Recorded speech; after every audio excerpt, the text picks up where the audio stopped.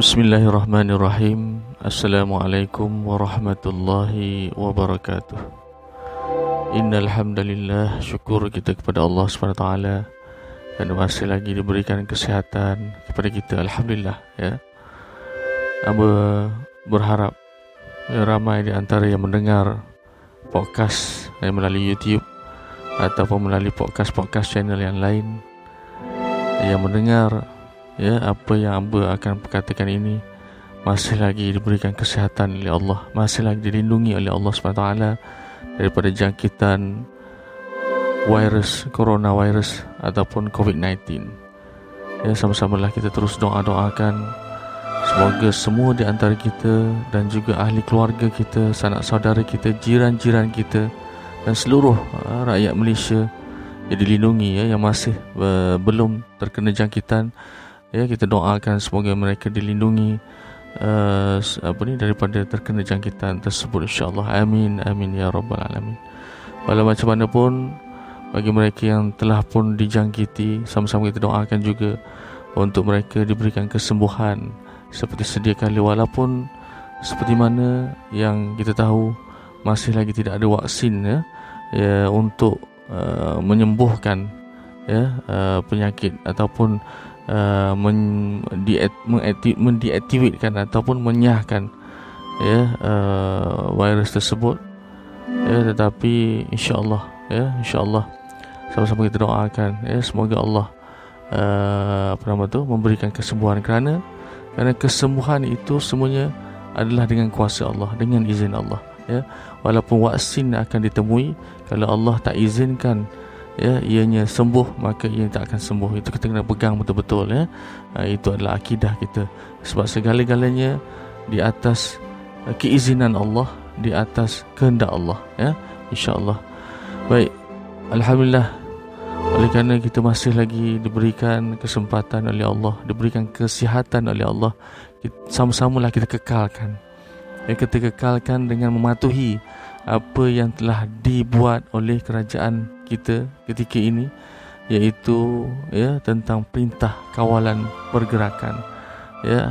Patuhilah apa yang disarankan, yang disuruh, insya-Allah. Bukan kerajaan ataupun bukan Perdana Menteri menyuruh kita duduk diam-diam kat rumah tu adalah sesuatu yang sia-sia, tidak. Kerana itu adalah langkah yang paling bijak setakat ini yang boleh dan mampu untuk menghentikan penyebaran virus. Kalau kita masih lagi bergerak di luar sana, kalau kita masih lagi dalam keadaan tidak mengawal pergerakan kita, berjumpa dengan orang, bersentuh dengan orang dan sebagainya,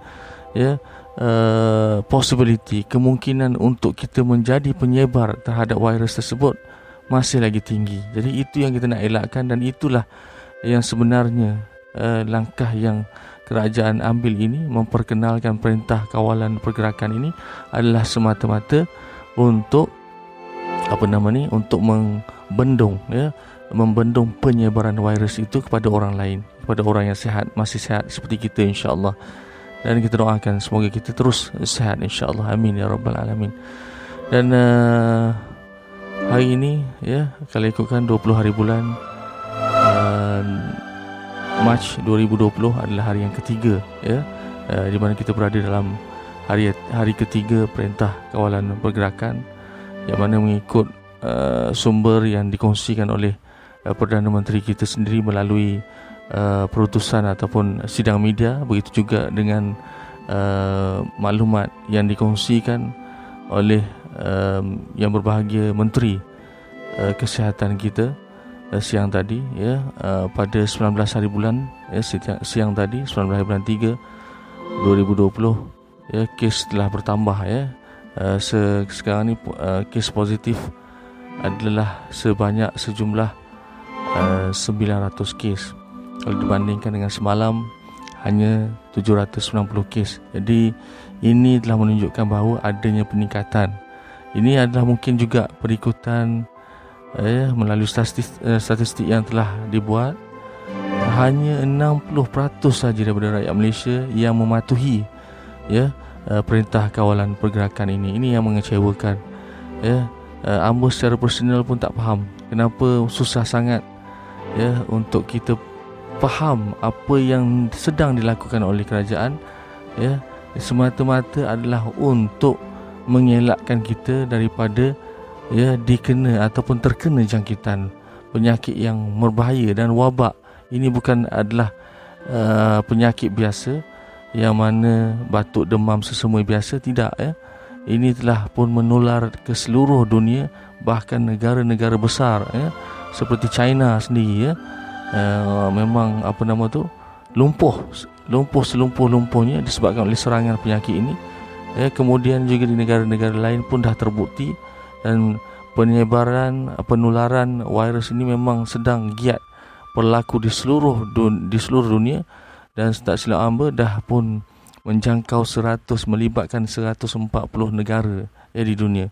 Jadi apa yang kerajaan kita buat sekarang ini, mengharapkan ya kita semua patuhi, kita semua ikuti, ya, dan ya ikuti juga ya perkembangan terkini, dan pastikan anda dan di keluarga anda ya sentiasa berada di rumah, ya.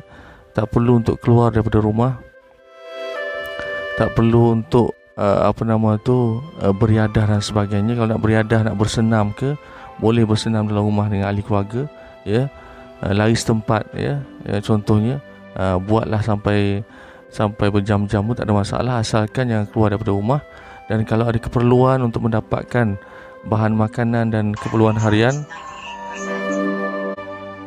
ya, andai kata adanya keperluan yang diperlukan, ya, seperti makanan dan keperluan harian yang lain, ya, bolehlah keluar. Tetapi perlulah memperketatkan keselamatan dari segi perlindungan, ya, agar kita tidak terdedah untuk mendapat sebarang jangkitan, ya, semasa kita keluar, ya, insya-Allah, ya. Dalam kita nak menghala ke pasar raya ataupun membeli barangan runcit, ya, makanan dan sebagainya, pastikan kita menjaga betul-betul keselamatan diri kita, ya.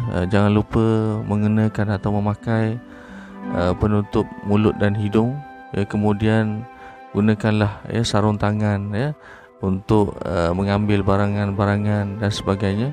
Kemudian, ya, pastikan tidak ada sebarang kontak langsung, sama ada kulit ke kulit ataupun pakaian ke pakaian, ya, ataupun pakaian kepada barang-barang pun jangan cuba elakkan dengan sebaik mungkin. Kerana apa?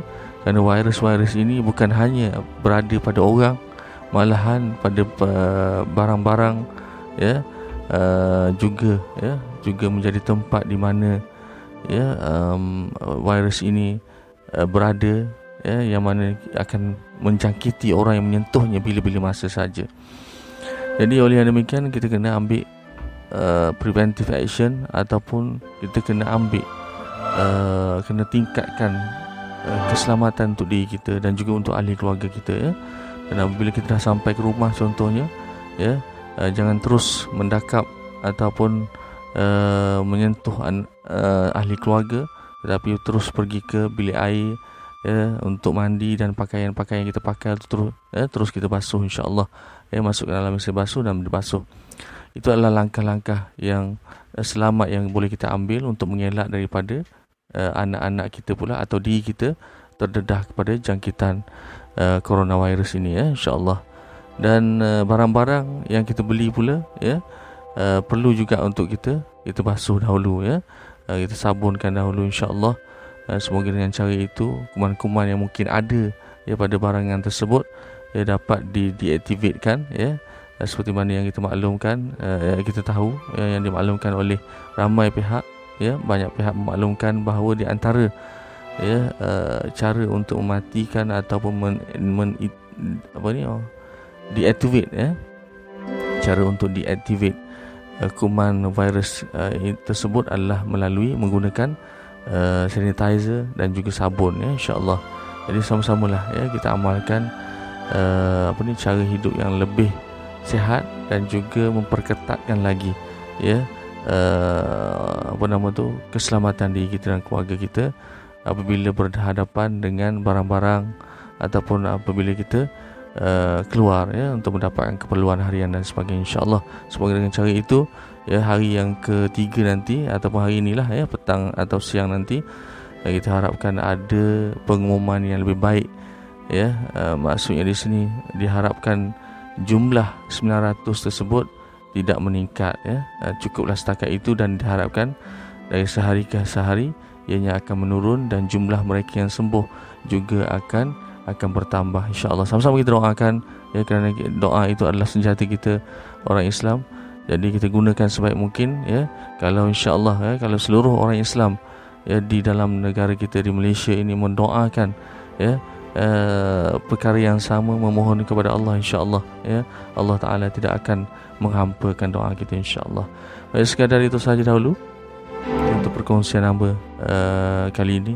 Diharapkan ianya boleh mendatangkan manfaat, dan sama-samalah kita menjaga diri kita dan juga ahli keluarga kita daripada terdedah ya, untuk terkena jangkitan coronavirus ataupun COVID-19 ini, insya-Allah. Baik, sekarang itu saja dahulu. Terima kasih. Hamba sudahi dengan wabillahi taufiq wal hidayah. Wassalamualaikum warahmatullahi wabarakatuh. Terima kasih.